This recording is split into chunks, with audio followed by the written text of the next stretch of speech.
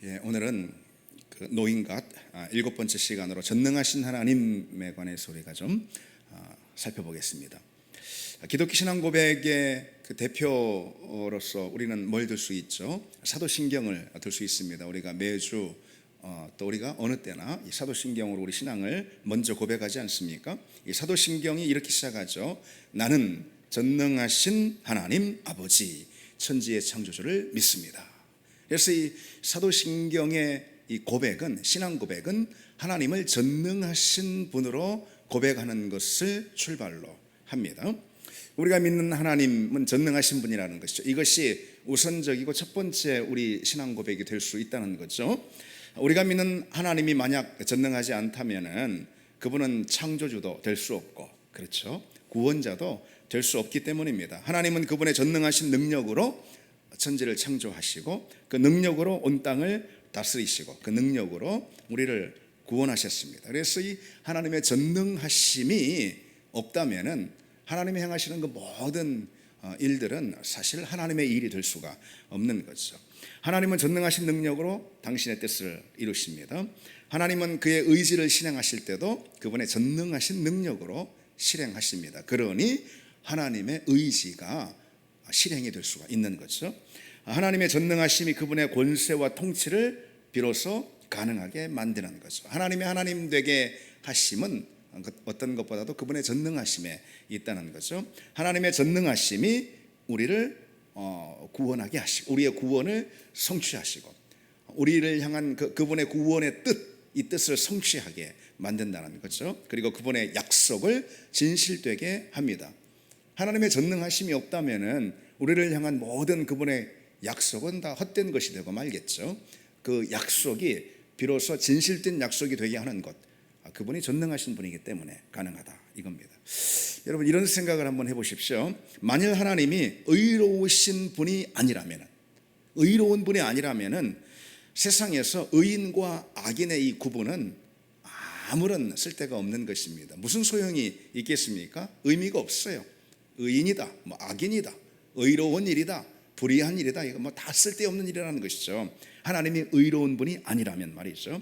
그러나 여러분, 하나님이 의로우신 분이에요. 그렇기 때문에 의인은 고통 중에서도 소망할 수가 있는 것이고 악인은 형통함 가운데서도 심판을 두려워해야 마땅한 것이죠. 그러나 그것은요, 단순히 하나님이 의로운 분이기 때문만은 아닙니다. 의로운 분이면서 전능한 분이기 때문에 그것이 비로소 가능해진다 이거예요. 하나님이 의롭기만 하고 무력하다면은 그 의인은 결코 실행이 될 수가 없잖아요. 만일 그렇다면은 의인의 소망은 헛된 것이 되는 것이고 악인은 두려워할 것이 뭐가 있겠습니까? 두려움 없이 그저 악을 저지를 수가 있는 것이죠. 그러나 하나님은 의로운 분이에요. 그래서 동시에 또 전능하신 분이죠. 그렇기 때문에 그 의를 실행할 수 있는 분이 되는 것이고 의인은 바로 그 때문에 복된 것입니다. 의인의 복됨이 어디에 있느냐? 하나님이 전능하시기 때문에. 악인의 불행이 어디 있느냐? 하나님이 의로우실 뿐만 아니라 전능한 분이기 때문에 악인의 불행이 바로 거기에 있습니다. 따라서 우리 하나님의 전능하신 분이라는 이 사실 있잖아요. 이것은 그 하나님의 여러 속성 가운데 어떤 것보다도 참 중요하다 이렇게 말할 수가 있습니다. 그 하나님이 전능하시기 때문에 우리에게 소망이 있는 것이고 또 우리에게 위로가 있는 것입니다. 그런데 먼저 여러분, 하나님의 전능하심에 대해서 우리가 살펴보기 전에 좀 점검할 것이 있습니다. 우리는 하나님의 전능하심에 대한 오해가 좀 없어야 한다 이런 뜻이죠. 하나님은 무슨 왜 램프의 요정인 지니처럼 내가 원하는 뭐든지 다 해주시는 그런 분은 아니라는, 그런 의미에서 하나님이 전능하다 그런 뜻은 아니라는 거죠. 하나님의 전능하심은 다만 그분의 영광을 드러내는 일에 사용이 됩니다. 성경에서 소개하고 있는 하나님의 전능하심, 그것은 그분의 영광을 드러내기 위해 그 전능하심이 사용된다 이거죠. 하나님의 능력은 다만 그분의 사랑과 그분의 선하심과 그분의 의로우심을 확증하는 그 일에 사용이 됩니다. 하나님은 언제 당신의 전능하심을 드러내느냐? 그분의 사랑을 실행하실 때, 그분의 의로우심을 집행하실 때, 그때 하나님은 당신의 전능하심을 사용하신다, 이런 뜻입니다. 특별히 하나님의 전능하심은 그분의 선을 완전 무결한 선으로 만듭니다. 하나님의 선은 여러분 우리의 선과는 다르죠. 비슷한 점도 있습니다. 그러나 너무너무 차이가 많고 너무너무 다릅니다. 하나님도 선이고 우리도 선을 행한다 해서 선이 같은 선이 아니라는 거죠. 하나님의 선과 우리의 선을 가르는 결정적인 차이가 어떤 걸까요? 그분은 전능하신 분이에요. 그래서 그분의 전능하심으로 그분의 선을 행하시기 때문에 그분이 행하신 선은 어떤 선이 되죠? 완전무결한 선이 되는 것입니다. 우리가 행하는 선은 비록 우리가 선을 행한다 하더라도 그 선에는 너무나도 많은 결점이 있는 겁니다. 우리는 전능한 존재가 아니기 때문이죠. 또 이런 점도 생각할 수 있습니다. 하나님의 전능하심은 그분의 사랑을 어떤 것보다 그분의 사랑을 완전 무결한 사랑으로 만듭니다. 하나님의 사랑은 무력한 우리의 사랑과는 차원이 다르죠. 우리도 사랑합니다. 뜨겁게 사랑합니다. 헌신적으로 희생을 다하면서 사랑합니다. 열심히 사랑합니다. 평생 사랑합니다. 아무리 그렇다 하더라도 하나님의 사랑과 우리의 사랑은 차원이 다르다는 거죠. 우리의 사랑은 유한합니다. 그러나 하나님의 사랑은 무한하고 영원하고 완전하다는 거죠. 그분의 사랑은 그 무엇도 막을 수도 끊을 수도 없다는 거죠. 그 점이 너무나도 다른 거예요, 우리의 사랑과. 왜? 하나님은 전능하신 분이기 때문에 하나님의 그 전능하심을 그분이 그분의 사랑을 행할 때 사용하십니다. 그래서 그 사랑이 완전한 사랑, 무한한 사랑, 끝이 없는 사랑, 그 무엇도 막을 수 없는 그런 사랑이 되게 한다는 겁니다. 그렇습니다. 하나님의 이 전능하심은 하나님의 뜻과 성품을 완전하게 그렇게 만듭니다. 하나님의 뜻과 성품을 완전 무결히 행하실 수 있게 하는 것, 그것이 바로 하나님의 전능하심입니다. 하나님은 전능하시기 때문에 말씀드린 대로 당신의 사랑을 완전 무결하게 하시고, 하나님은 전능하시기 때문에 그분의 선을 그리고 그분의 의의를 완전 무결하게 하십니다. 하나님은 당신의 약속을 완전 무결하게 지키시는 분이에요. 그게 우리가 행하는 것 어떤 약속과 다르게 만드는 점입니다. 우리는 무력한 존재고 유한한 존재입니다. 그러나 하나님은 전능하신 분입니다. 그래서 하나님이 행하시는 그 약속은 곧 하나님의 언약, 성경에 나와 있듯이 그 언약은 무엇도 파기할 수가 없는 거죠. 심지어 언약의 상대자라 하더라도 파기할 수가 없다는 거죠. 하나님은 전능하신 분이기 때문에 바로 그 점이 피조물 곧 무력한 우리와의 차이점입니다. 하나님은 전능하신 분입니다. 이제 좀 더 한 걸음 더 들어가서 보시면은요, 하나님의 전능하심에 대해서 우리가 나누고 있는데, 성경에서 이 하나님의 전능하심은 정확히 어떤 것으로 소개가 될까요? 여러분도 다 아시는 내용입니다. 그냥 있는 그대로 간단합니다. 단순합니다. 하나님의 전능하심이 무엇인지 여러분 다 아시잖아요. 하나님이 어떤 것은 다 하실 수 있다, 그런 말 아니겠습니까? 그렇죠? 하나님은 전능하다. 모든 걸 다 하신다. 당신이 원하시는 거면은 뭐든지 다 하실 수 있다. 그게 하나님의 전능하심인데, 실은 꼭 그렇게 단순하게만 말할 수는 없습니다. 하나님은 그처럼 뭐든지 원하는 것을 무제한적으로 다 하실 수 있는 그런 분이 아닙니다. 그런 의미에서 하나님의 전능하심을 성경이 소개하고 있지는 않다는 거죠. 그래서 그걸 이렇게 좀 다르게 표현할 수가 있어요. 하나님은 만능의 하나님이 아닙니다. 그게 이제 이걸 영어로 omnipotent라고 하는데요. omnipotent God, 만능의 하나님이 아니라는 것입니다. 전능하신 하나님. 그래서 이제 보통 우리 성경, 영어 성경은 God Almighty라고 이렇게 표현하고 있죠. 전능하신 하나님입니다. 만능의 하나님이 아니고 전능하신 하나님이에요. 성경이 소개하고 있는 하나님의 전능하심은 뭐든지 원하는 것을 뭐 다 마음대로 할 수 있는 그런 하나님이 아닙니다. 성경이 소개하는 하나님은 다만 전능하신 하나님입니다. 그 말은 하나님은 전능하시지만 분명합니다. 그러나 하나님이 하실 수 없는 것도 있다 라는 것을 담고 있습니다. 하나님이 하실 수 없는 것도 있다? 그게 말이 될까? 그렇다면 전능하신 분이 맞을까? 이런 생각이 들죠. 하나님은 당신의 능력을 스스로 제한하시는 그런 때가 있습니다. 언제일까요? 이런 것입니다. 첫 번째로 하나님은 당신의 본성에 모순되는 일은 하실 수가 없습니다. 하나님이 비록 전능하신 분이지만 그렇다 하더라도 그분의 본성에 모순되는 거스르는 일은 하실 수가 없다 이거죠. 이를테면은 하나님은 거짓을 진실로 바꿀 수 없으십니다. 하나님은 과거를 없는 것 같이 만드시지는 못합니다. 그분은 그 자체로 진리이시기 때문에 그런 거죠.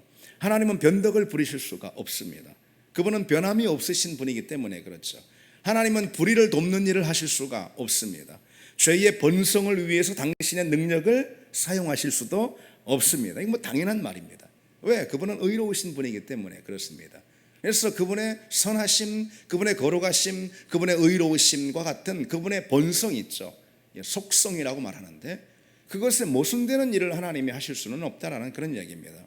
이게 참 중요합니다. 이것이 우리가 전능하신 하나님께 나아가 전능하신 하나님의 은혜를 덧입기 위해서 우리가 무엇인가 구하는 경우가 많은데 이런 점들을 놓치고 하나님의 전능하심에 대해서 생각하는 경우가 많기 때문에 그렇습니다.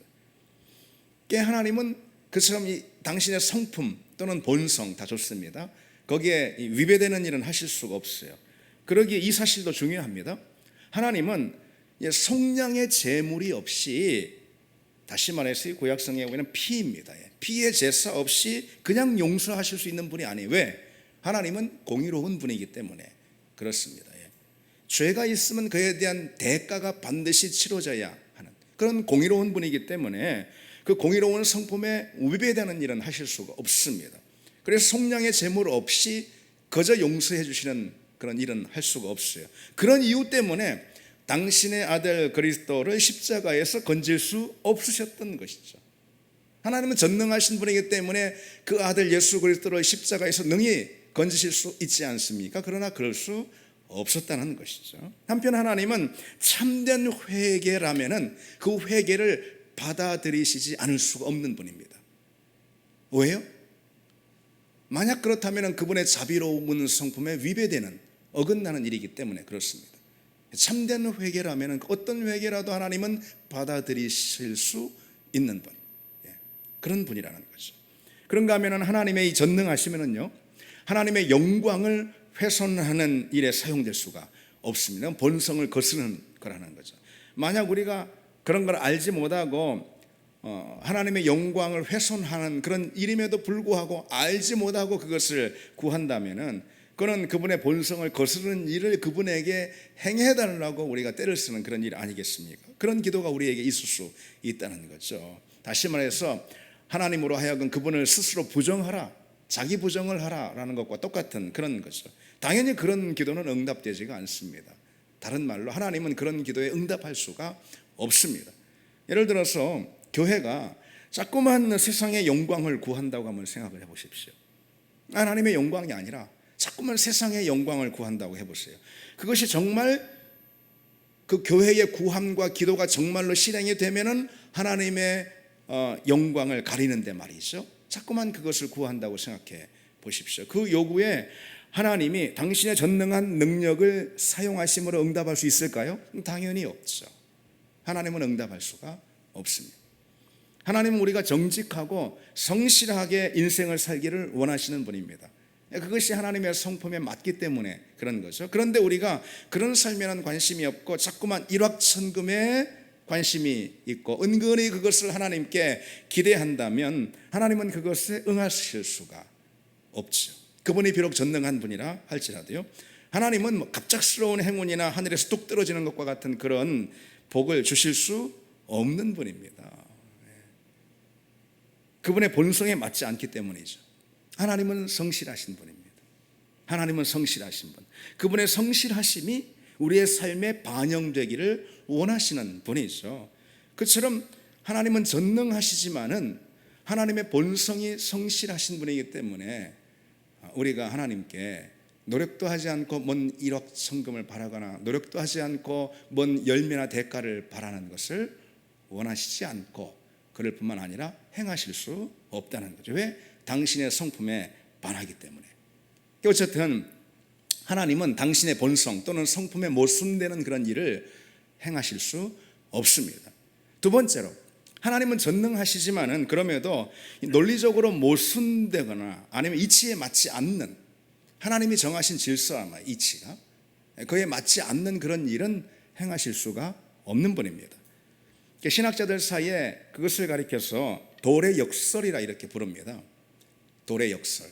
이게 돌의 역설이라는 것은 뭐냐면요, 하나님은 자신이 들 수 없는 돌을 만들 수 있는가라는 그런 질문으로 대변이 되는 그런 역설입니다. 이게 이제 무슨 말이냐면요, 이런 말입니다. 궤변과도 같은 말인데, 하나님이 만약 당신이 들 수 없는 돌을 만들 수 있다면은 결국 전능하지 않게 되지 않겠어요? 그렇죠? 큰 바위, 하나님도 들 수가 없는 그런 바위를 하나님이 만든다면은 결국 그분의 전능은 무너지지 않겠습니까? 그렇죠? 그런데 만들 수 없다면은, 그런 돌을 만들 수 없다면은 그 자체로 하나님은 전능하지 않다, 그런 얘기잖아요. 이것은 이제 여러분 궤변과도 같은 그런 말이지만, 이 말 뜻은 뭐냐면은 하나님은 논리적으로 모순되는 그런 일은 행하실 수 없다라는 그런 뜻입니다. 그러니까 문자 그대로의 모든 것 다 할 수 있다, 문자 그대로 싹 다 할 수 있다, 그런 게 전능이 아닙니다. 하나님의 전능이 아닙니다. 성경이 소개하고 있는 전능이 아닙니다. 달리 말하면은요, 하나님은 둥근 사각형을 만들 수는 없습니다. 하나님이라면은 몽땅 다 하실 수가 있을 테니 뭐든 못할 게 없을 것 같지만은 둥근 사각형 같은 건 만들 수 없다는 거죠. 둥근 것이 사각형이 될 수가 없는 것, 이것은 누가 만들었습니까? 그 이치와 그 질서는 다른 누가 아니고 하나님이 만드신 이치와 질서잖아요. 그것을 깨는 것, 이것은 하나님으로 하여금 스스로 자기 모순에 빠지는 그런 일 아니겠어요? 그런 일은 하나님이 하실 수가 없는 거죠. 하나님은 당신의 능력을 당신이 세운 질서 안에서만 행하시는 분입니다. 우리가 그것을 꼭 기억해야 합니다. 그것을 우리는 이치라 이렇게 말합니다. 이치. 따라서 하나님은 여러분 이치 어긋나는 것들을 그냥 마구잡이로 그렇게 행하시는 분이 아닙니다. 예를 들어서 꼴초가 그냥 폐암에 걸리지 않게 해달라 그렇게 기도한다면 그 기도를 하나님이 응답하실 수 있을까요? 그런 기도에 하나님이 응답하실 수는 없다는 거죠. 여러분 우리도 그와 비슷한 기도를 많이 할 때가 있습니다. 하나 노력하지 않고 하나 공부하지 않고 오늘 시험에서 만점 맞게 해달라고는 하나님도 하실 수 없는 일이다, 그런 뜻입니다. 그러니까 하나님은 세상을 창조하시고요, 그 안에 질서를 부여하셨어요. 이 모든 세상의 이치 아니면은 자연의 법칙, 물리적인 모든 법칙 또는 논리, 이런 것들은 누가 만든 게 아니고 하나님이 만드신 것입니다. 세상을 만드셔서 그 안에 그런 질서를 부여해 주셨다라는 거죠. 하나님도 그 질서를 어떤 특별한 예외적 상황 아니면은 어기지 않으신다는 것입니다. 하나님의 뜻을 성취하는 그런 아주 예외적인 사건이 아니고서는 하나님이 만드신 그 질서를 스스로 무너뜨리시지는 않는다는 거죠. 하나님이 정하신 질서이기 때문에 그렇습니다. 근데 그걸 하나님 스스로 마구마구 깨신다면은 그거는 하나님이 자기 모순에 빠지는 거 아니겠습니까? 예를 들어서 높은 곳에서 떨어지면은 다치거나 죽을 수 있다라는 거, 그건 하나님이 정하신 이런 자연 법칙, 물리 법칙입니다. 우리가 그냥 필요하다고 해서, 우리가 그냥 원한다고 해서 하나님이 아무 때나 그 질서를 깨고 개입하시는 그런 분은 아니라는 것이죠. 하나님은 그처럼 논리적으로 모순되는 그런 일을 행하실 수는 없습니다. 하나만 더 보시면은 하나님은 전능하셔서 모든 것을 하실 수 있는 분이지만, 그러나 당신이 정하신 뜻을 성취하기 위해서라면은 스스로 그 능력을 제한하시는 그런 분입니다. 신학자들은 그런 걸 가리켜서 하나님의 자기 제한이다 이렇게 말합니다. 가장 대표적인 사건이 여러분 뭘까요? 하나님의 뜻을 성취하기 위해서 스스로 자기 능력을 제한하신 그 사건, 가장 대표적인 사건이 무엇입니까? 십자가 아니겠습니까? 그렇죠, 십자가입니다. 우리를 구원하시는 것이 그분의 뜻이기에 십자가의 형틀에 그분의 능력을 제한하셨던 거죠. 예수님은 그렇게 말씀하셨잖아요. 십자가에서 12군단도 더 되는 천사를 부르실 수 있었지만은 그렇게 하지 않으셨어요. 사실 그렇게 하지 못하셨던 거죠. 그리고 예수님이 또 겟세마네에서 어떻게 기도합니까? 아버지께서는 모든 것이 가능하오니 이렇게 기도합니다. 아버지께는 모든 것이 가능하오니 내 잔을 옮겨달라 그렇게요. 그렇게 기도하셨지만은 곧 그 기도를 철회하실 수밖에 없었잖아요. 왜요? 하나님이 그 기도에 응답하실 수 없기 때문에. 왜? 그건 하나님의 뜻에 반하는 것이기 때문에 그렇습니다. 하나님은 십자가를 통해 온 인류를 구원하시기로 하신 그 하나님의 뜻, 그 작정 아래 당신의 능력을 제한시키기로 하신 거죠. 따라서 하나님의 아들 예수 그리스도의 간청이라 하더라도 하나님이 실행에 옮기실 수 없는 그런 기도였습니다. 우리가 다 잘 아는 사실입니다.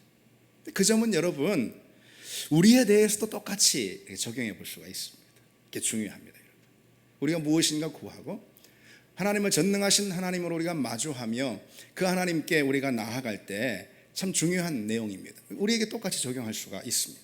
우리가 자기 십자가를 지고 그리고 자아를 버리고 그리고 주님을 따르는 그것이 뭐죠? 하나님의 뜻입니다. 그렇죠? 그것이 하나님의 뜻이에요. 그렇기 때문에 그것을 이루는, 그 하나님의 뜻을 이루는, 다시 말해서 자기 십자가를 지고 자아를 포기하고 자아가 죽고 그리고 주님을 따르는 그것을 위해서 때로 우리가 아픔과 고통 한복판에 있다 하더라도 그것을 허용하시는 것, 거기에 개입하셔서 어떤 능력으로 건지시지 않고 그런 아픔과 고통을 허용하시기까지 당신의 능력을 거기에 제한시키시는 것, 바로 그분이 우리 하나님이라는 것입니다. 인생의 문제와 어려움이 우리 믿음을 성장시키는 디딤돌이라는 이 사실은 분명합니다. 여러분도 인정할 것입니다. 그건 성경이 우리에게 분명히 가르쳐주고 있는 내용이죠. 그래서 인생의 문제와 어려움, 여기서 우리를 당장에 하나님께서 개입하셔서 우리를 건지시지 않는 이유, 바로 거기에 있다는 거예요. 하나님은 능히 그렇게 하실 수 있는 분이죠. 그러나 당신의 뜻, 곧 우리를 인생의 문제와 그리고 또 어려움 가운데 허용하게 해 주심으로 우리 믿음이 자라게 하려는 그 하나님의 뜻 있죠. 그 뜻 아래 당신의 능력, 그 전능하신 능력을 제한시키는 거죠. 근데 우리는 하나님의 능력을 거기서 요청하고 지금이야말로 하나님의 능력이 사용될 때라고 우리가 구하는 경우가 있을 수 있습니다. 그러나 하나님은 철저하게 당신의 뜻을 성취하기 위해서 당신의 능력을 제한하는 경우가 있습니다. 우리는 거기 속상해하지 말아야 하는 거죠. 하나님이 어디 있냐고 탓하지 말아야 하는 거죠. 하나님이 내게 관심이 없다고 하거나 사랑이 없다고 하거나 아니면은 하나님은 무력하다고 무능하다고 하거나 우리가 하나님께 그렇게 따질 수 없다는 거죠. 여기서 우리는 자연스럽게 이 사실을 여러분 알게 됩니다. 어떤 사실이요? 하나님은요 그 어디에다 보다도 당신의 전능하신 능력을 사용하실 때 그 어디에다 보다도 당신의 뜻을 성취하는데 그분의 전능하심을 사용하시는 분입니다. 우리가 원하고 우리가 바라고 우리에게 필요하다고 생각되는 그것에 다 하나님의 전능하심을 사용하시는 그런 분은 아니라는 거죠. 하나님의 뜻을 성취하는 그 일에 하나님은 당신의 전능하신 능력을 어디보다도 사용하시는 그런 분입니다. 아까도 말씀드렸잖아요. 하나님은 무슨 램프의 요정 지니처럼 내가 원하는 거면 다 들어주시는, 다 행할 수 있는 그런 분이다. 그런 분이 아니라는 것입니다. 하나님의 능력은 하나님의 뜻에 종속됩니다. 이 말이 중요합니다, 여러분. 그래서 우리가 기도할 때도 하나님의 뜻을 구하는 게 중요한 거죠. 그렇죠? 하나님의 뜻에 맞춰서 우리가 뭔가 간구하는 것이 중요한 이유가 거기 있습니다. 왜? 하나님의 능력은 하나님의 뜻에 항상 종속됩니다. 하나님의 전능은 오로지 하나님의 뜻에만 봉사를 합니다. 뭐라고요? 하나님의 전능은 하나님의 뜻에만 봉사를 합니다. 시편 115편 3절에 현대어의 성경으로 읽으면 이렇습니다. 우리 하나님은 하늘에 계신 분, 원하시는 것만 하시는 분입니다. 그러니까 뜻하시는 것만 하시는 분입니다. 이런 뜻입니다. 뜻하시는 것만 하시는 분입니다. 이런 점들 한번 생각해 보십시오. 많은 경우에 우리가 내 의지를 꺾고 내 소원을 포기할 때 하나님이 기뻐하시는 사람이 될 수 있습니다. 그럴까요? 그렇습니다. 내 의지를 꺾어야 비로소 하나님의 뜻에 순복할 수가 있잖아요. 그것이 하나님의 뜻 아니겠습니까? 예. 우리의 마음은 타락한 본성에 오염되어 있습니다. 예. 그렇기 때문에 내 자아는 포기되어야 하는 거예요. 내 자아는 늘 꺾여야 할 때가 참 많은 것입니다. 그래야지 내 인생을 내 존재를 하나님께 비로소 양도할 수가 있는 거죠. 그 자체가 그리고 하나님의 뜻입니다. 그런데 그 과정에서 우리에겐 뭐가 따르죠? 아픔이 따릅니다. 고통이 따릅니다. 어려움이 따릅니다. 예. 그러나 그 고통에는 분명 목적이 있고 또 열매가 있습니다. 따라서 하나님의 능력이 사용되는 자리가 있다면 바로 그 자리인 거예요. 우리가 그 고통 가운데 그 고통을 견디고 그 아픔 가운데 아픔을 견디고 연단해가는 과정, 그 과정에서 하나님의 능력이 사용된다는 그런 뜻이죠. 우리가 하나님의 사람으로 세워지는 그 연단이 바로 하나님의 뜻이기 때문입니다. 따라서 그 자리 가운데 하나님의 전능하심이 사용이 되는 것입니다. 다른 자리가 아니라. 여러분 조금 더 설명해 볼까요? 욥기에 보면은 그 점이 참 분명히 드러나 있습니다. 성경에서 이 전능하신 하나님이라는 이 히브리어 단어는 엘샤다이입니다. 여러분 들어보셨죠? 뭐 찬양 가사도 나오는데 엘샤다이. 예. 근데 이 구약 성경에 이 엘샤다이라는 단어가 전능하신 하나님 이 단어가 40번 나오거든요. 그런데 욥기에 31번이 나옵니다. 욥기에만 집중적으로 31번이나 나오고 있어요. 욥이 고통 가운데 연단을 받습니다. 그렇죠? 그 연단으로 하나님의 사람으로 빚어지잖아요. 결국 욥이 뭐라고 고백하죠? 이제는 눈으로 주를 배움나이다. 이전에는 귀로만 들었는데 이제는 눈으로 주를 배움나이다. 이렇게 고백하게 되잖아요. 바로 그처럼 욥이 연단을 통해서 하나님의 사람으로 빚어지는데, 그처럼 하나님은 연단으로 욥의 믿음을 빚으시는 것에 능하신 분이기 때문에, 연단으로 욥의 믿음을 빚으시는 것에 전능하신 분이기 때문에 욥기에 욥의 고난을 다루고 있는 욥기에 이처럼 엘샤다이라는 전능하신 하나님이라는 단어가 집중적으로 등장하는 것입니다. 무슨 이야기인지 여러분 아시겠습니까? 전능하신 하나님은 고난 중에서 우리를 도우시는데 능하신 분이라는 거죠. 다시 말해서 전능하신 하나님은 당신의 전능하신 능력을 어디에, 어느 자리보다도 어디에 사용하신다라는 거죠. 우리를 하나님의 뜻 가운데 연단하셔서 빚으심으로 우리 믿음을 새롭게 만드는 바로 그 자리, 그 자리가 고통과 어려움과 시련과 아픔의 자리라 하더라도 바로 그 자리에서 하나님의 전능을 가장 많이 드러내십니다. 그래서 그 전능을 통해서 우리를 그 고통에서 건지시는 게 아니고, 그게 아니고 그 고통의 한복판에서 우리를 믿음의 사람으로 빚어내신다라는 이런 뜻이죠. 그래서 고난 중에 있는 우리를 도우시고, 고난 중에 있는 우리를 위로하시고, 고난 중에 있는 우리를 치유하시고, 우리를 회복하시고, 우리를 격려하시고, 그래서 마침내 어떻게 해요? 마침내 우리 믿음을 연단해서 빚으신다라는 거죠. 바로 그 자리에 엘샤다이의 하나님이 역사하는 것입니다. 전능하신 하나님의 능력이 역사하게 되는 거죠. 그래서 우리가 언제 하나님의 전능하심을 가장 많이 만날 수 있다는 것입니까? 욥기서의 사례를 봐서, 성경의 사례를 봐서 우리가 자기를 포기하고 자기 십자가를 지고 그리스도를 따르는 그 과정 가운데서 수많은 어려움과 광야의 자리 가운데서 우리 믿음이 빛나는 보석으로 빚어지는 바로 그 순간 우리는 하나님의 전능하심을 욥처럼 많이 대면할 수 있습니다. 그래서 결국은 하나님이 뭘 하시죠? 우리의 구원을 이루시는 거예요. 결국은 구원을 이루시는 거죠. 연단이 목적은 아닙니다. 그렇죠? 연단을 위해서 연단하시는 건 아니잖아요. 연단의 최종적인 목적은 구원에 있지 않습니까?